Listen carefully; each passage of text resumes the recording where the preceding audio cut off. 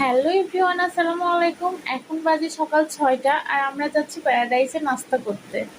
So দেখতে থাকো। রোজাকে অনেক ডাকাডাকির পরেও যখন রোজা ঘুম থেকে উঠলো না, তখন আমরা 5 জনাই চলে গেলাম নাস্তা করতে। যদিও খাবো আমরা 4 জন, আর বাবু শুধু তাকায় তাকায় দেখবে, ওর তো এখনো খাওয়া শুরু হয়নি। আর এই যে গাড়ির মধ্যে বাবু তার দাদুর হাত কিভাবে ধরে আছে দেখেন। এটাই হয়তো দাদা নাতির ভালোবাসা। আর আমরা শাশুড়ি বউ 2জন পিছনে বসে আছি।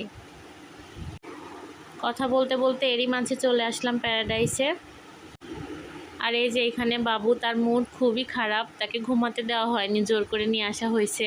এই টাইমটা ছিল তার ঘুমের টাইম, এজন্য সে একদম চুপচাপ আছে, কারোর সাথে কোনো কথা নাই, হাসি নাই, কোনো কিছুই নাই। অনেক দিন ধরেই শুনেছি প্যারাডাইসের নাস্তা অনেক নামকরা, অনেক সুন্দর, টেস্টি। কখনো আসা হয় নাই, তাই ভোরবেলা উঠে আব্বু বলল চলো আজকে তোমাদেরকে প্যারাডাইসে নাস্তা করাবো। তাই আমরাও সঙ্গে সঙ্গে রেডি হয়ে চলে এলাম নাস্তা করতে।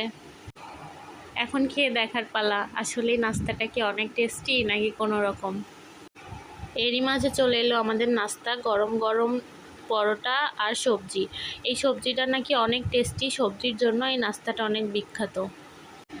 সবজিটা আসলে আমার কাছে অনেক ভালো লেগেছে, তবে পরোটাটা ততটা ভালো ছিল না।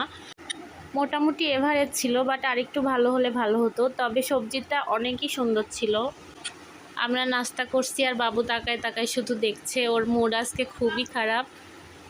মুড খারাপ ছিল জন্য আমরা শান্তিতে খেতে পেরেছি, না হলে তো ও একেবারে হাতাপাতা করে অস্থির করে দিত, ফেলে টেলে। আমরা নাস্তা শেষ করে দুধ চা খেলাম 4 জন, চাটা অনেক টেস্টি ছিল। চা শেষ করে আমরা রোজা আর দাদির জন্য নাস্তা নিয়ে বাসায় চলে যাচ্ছিলাম। সো আমার আজকের ভিডিও এই পর্যন্তই। ভিডিওটি ভালো লেগে থাকলে ভিডিওতে লাইক করো, কমেন্ট করো, শেয়ার করো, আর অবশ্যই আমার পেজটি ফলো দিয়ে পাশে থাকো।